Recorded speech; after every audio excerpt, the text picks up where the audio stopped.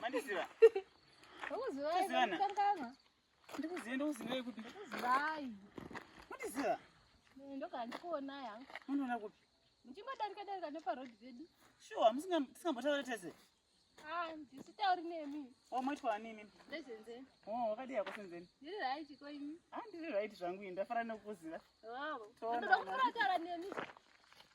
Wakanaka. Kakanaka. Taura hako. Ndinangokumbira zvemapirisi amushandisa pamanhikinenya pamaningi awo ari kumashura. Ukurevei naiwe mwana iwe? Mashura akaboiliswa. Sewo mapirisi amomwa. Wakambonwa nini? Anongoonekwa mhani kuti ndemapirisi awo. Kuti ndakana mapirisi? Zvoonekwa zvemwana iwe. Mufungo ndianani ndemaningi akakura kudai asingamwi mapirisi.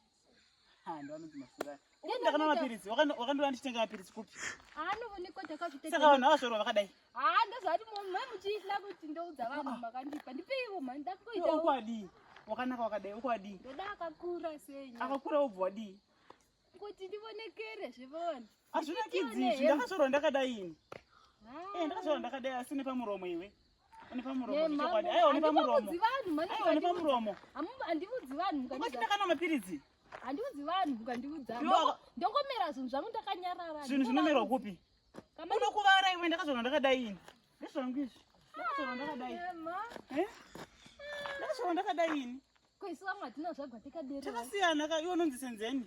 Ini ndine zita rangu. Asi zvetose tiri vanhukadzi. Asi next time usandimisa uchibvunza zvisina bvunzo nhando iyoyi. Tionetsana.